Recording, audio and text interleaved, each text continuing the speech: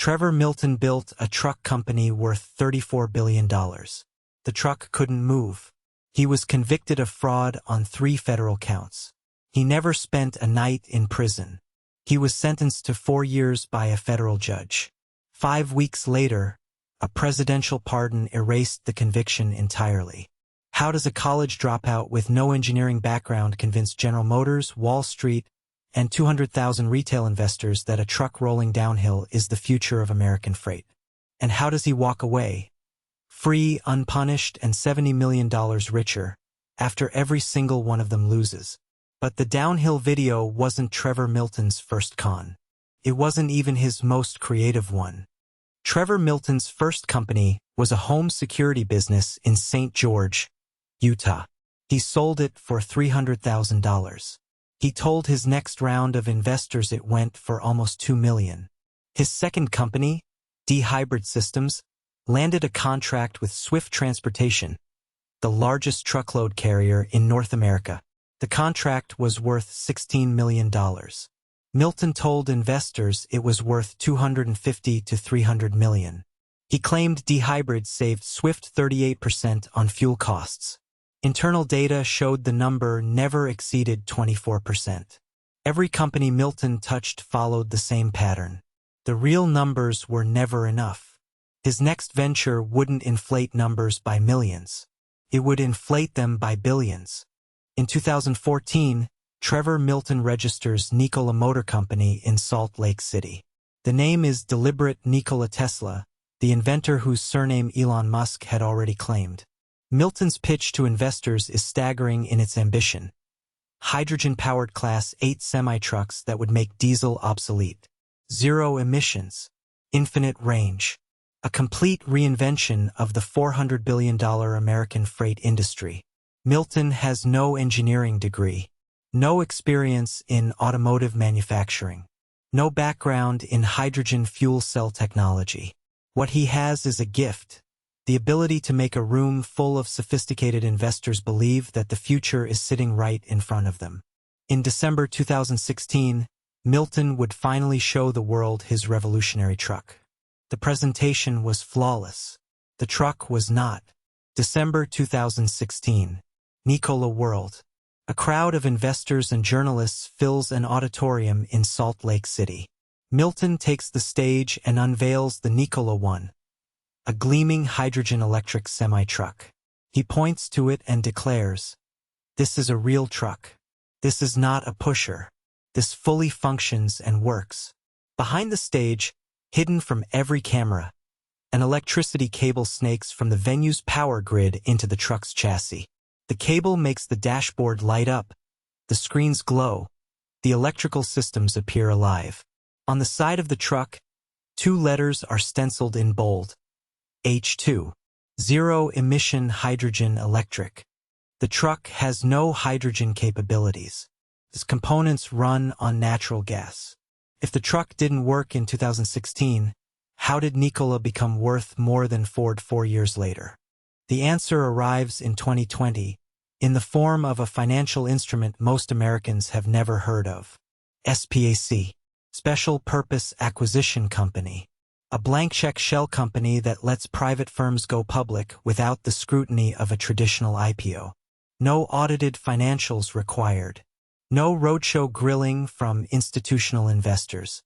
VectoIQ Acquisition Corp., run by Stephen Gursky, former vice chairman of General Motors, announces a merger with Nikola in March 2020.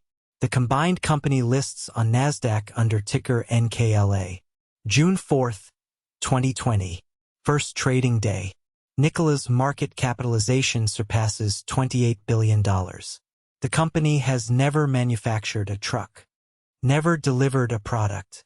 Never earned a single dollar of revenue. $28 billion wasn't the ceiling. Milton was just getting started. Summer 2020. The pandemic has turned millions of Americans into day traders. Stimulus checks flow into brokerage accounts. Reddit forums buzz with the next Tesla. Nikola's stock surges to a peak valuation of $34 billion, briefly worth more than Ford Motor Company, a manufacturer that has sold over 300 million vehicles in its history. Milton cultivates a persona, the anti-Musk. Humble, blue-collar roots. Made in America. On social media, he posts about hydrogen's promise, about truck drivers, about clean energy patriotism. Behind the curtain, Milton executes stock sales worth $70 million around the IPO window. The retail investors buying his vision don't know this. Then the biggest automaker in America decided Trevor Milton was the real deal. September 8, 2020. General Motors announces a strategic manufacturing partnership with Nikola. The terms defy belief. GM receives $2 billion in Nikola stock, an 11% stake, in exchange for non-cash contributions, engineering expertise, validation services, supply contracts. GM can begin selling those shares before a single truck rolls off any production line. On the day of the announcement, a reporter asks GM CEO Mary Barra a simple question. What specific technology will GM receive from Nikola? She cannot name a single thing. The market doesn't care. Both stocks rally. Hindenburg Research, a short-selling firm named after history's most famous disaster, calls it a free call option on a sexy EV story. 2 days. That's how long the celebration lasted. September 10th, 2020. Nathan Anderson, a 30-something forensic researcher who runs a small New York firm called Hindenburg Research, publishes the report that will unravel everything. The title alone is a verdict: Nikola. How to parlay an ocean of lies into a partnership with the largest auto OEM in America. Anderson's team has spent months building the case. Recorded phone calls with former employees.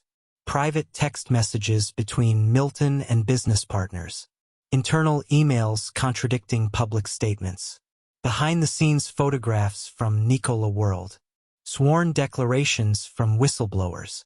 The report runs dozens of pages. Its conclusion is 2 words: intricate fraud. Nikola's stock drops 8% within hours. The report's most devastating evidence wasn't a number or an email. It was a photograph. The photograph shows the underside of the Nikola World stage. A thick power cable runs from the venue's electrical grid directly into the Nikola One's chassis. The same truck Milton swore was fully functional. But Hindenburg's evidence goes deeper.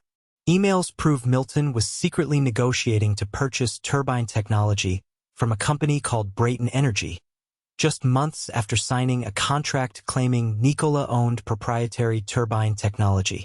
The promotional video? Frame-by-frame analysis confirms the truck was towed to the top of a hill in Grantsville, Utah, and filmed rolling downhill. Marketing materials for dehybrid systems had been backdated. The founding year changed from 2012 to 2011. A recorded phone call captured a former employee alleging dehybrid had concealed potentially fatal product defects from its acquirer, Worthington Industries. Nikola's response wasn't to address the evidence. It was to hire lawyers and call the report a hit job. 10 days.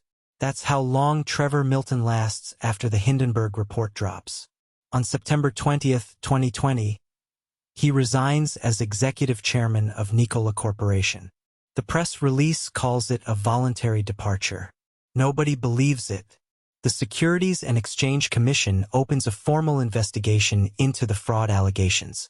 In November 2020, General Motors quietly announces the proposed equity deal will not proceed. $2 billion in stock gone. The partnership that was supposed to validate Nikola's technology, that was supposed to silence the skeptics, it evaporates in a single press release. Nikola is left without its founder, without its most powerful partner, and without a shred of credibility. The SEC wasn't satisfied with a resignation. Neither were the federal prosecutors. The number that matters, $125 million. That's what Nikola Corporation pays the SEC in 2021 to settle civil fraud charges, without admitting wrongdoing.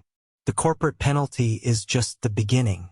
Federal prosecutors from the Southern District of New York, the same office that dismantled Bernie Madoff's empire, file criminal charges against Trevor Milton personally. Securities fraud. Wire fraud. Each count carries up to 20 years in federal prison. The indictment reveals another layer of recklessness. Milton had invested $2.2 million in a battery startup called Zapgo. By December 2019, Milton knew Zapgo's technology claims were questionable. Its president had been indicted for fraud. Milton kept promoting Zapgo's batteries on Twitter through February 2020. The trial date was set. Milton's defense had one argument. He was a dreamer, not a criminal. October 2022. A federal courtroom in Lower Manhattan. The jury has deliberated. The foreperson stands. Guilty. Count 1, securities fraud. Guilty. Count 2, securities fraud. Guilty. Count 3, wire fraud. The evidence had been overwhelming. Trevor Milton systematically lied to investors about virtually every aspect of Nikola's technology. Its partnerships, its manufacturing capabilities, and its business fundamentals. He told the world he had built a revolutionary hydrogen truck. The truck couldn't drive. He told investors he owned proprietary technology. He was secretly trying to buy it. He told Wall Street his company was worth $34 billion. It had never earned a cent. The man who built a $34 billion empire on hydrogen dreams now faces up to 20 years in a federal penitentiary. The conviction is supposed to send a message that the era of consequence-free startup fraud has ended. That message would not survive contact with American politics. The judge sentenced Milton to 4 years. He would never serve a single day. December 18, 2023. United States District Judge Edgardo Ramos delivers the sentence. 4 years in federal prison. A $1 million fine. Prosecutors push for hundreds of millions in restitution. Money to repay the investors Milton deceived. The sentence is supposed to mark the end. It doesn't. Milton is never placed in handcuffs. Never transferred to a federal facility. Never spends a night behind bars. He remains free, pending appeal, while his lawyers work the system. The investors who lost fortunes on Nikola stock get nothing. Milton goes home. Meanwhile, the company he created continues to hemorrhage cash, delivering a handful of trucks to a market that has moved on. What happened next would make the 4-year sentence completely irrelevant. February 19, 2025. Nikola Corporation files for Chapter 11 bankruptcy protection in the United States Bankruptcy Court for the District of Delaware. Assets: $500 million to $1 billion. Liabilities: more than $1 billion. The company that once commanded a $34 billion valuation, that General Motors staked its electric future on, is being liquidated. The hydrogen trucks that were supposed to revolutionize American freight sit in warehouses, assets in a bankruptcy proceeding. Every investor class lost. The retail traders who bought the Reddit hype. The institutional funds that followed GM's lead. General Motors itself, which walked away from $2 billion in promised equity. The number that captures the wreckage, $34 billion to 0. 5 weeks later, the story took its most outrageous turn yet. March 28, 2025. The White House confirms that President Donald Trump has issued a full and unconditional pardon to Trevor Milton. The fraud conviction erased. The potential restitution of hundreds of millions to defrauded investors, potentially wiped out with a stroke of a pen. The timing tells its own story. Less than a month before the November election, Milton and his wife donated more than $1.8 million to a Trump campaign fund. Milton, who has never served a day of his 4-year sentence, takes to social media. His statement reads, "I am incredibly grateful to President Trump for his courage in standing up for what is right and for granting me this sacred pardon of innocence." Sacred pardon of innocence. The man whose jury heard recordings of his lies, who was convicted on 3 federal counts, whose company defrauded thousands of ordinary investors, calls his pardon sacred. Remember that truck? The one rolling downhill in the desert, the camera tilted to hide the slope. That image is the entire story. Every institution designed to catch the fraud missed it. General Motors conducted due diligence on a company whose flagship product couldn't move under its own power, and handed over $2 billion in stock. Wall Street analysts valued a company with zero revenue at $34 billion. The SEC took 5 years and a short seller's report to act. And when the justice system finally delivered a verdict, guilty on 3 counts, a $1.8 million campaign donation erased it all. The truck never drove. Trevor Milton never served time.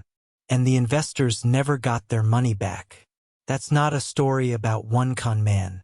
That's a story about the system that built the hill and tilted the camera. If this story made you rethink what accountability means in corporate America, subscribe to Rise and Ruin. We follow the money so you don't have to.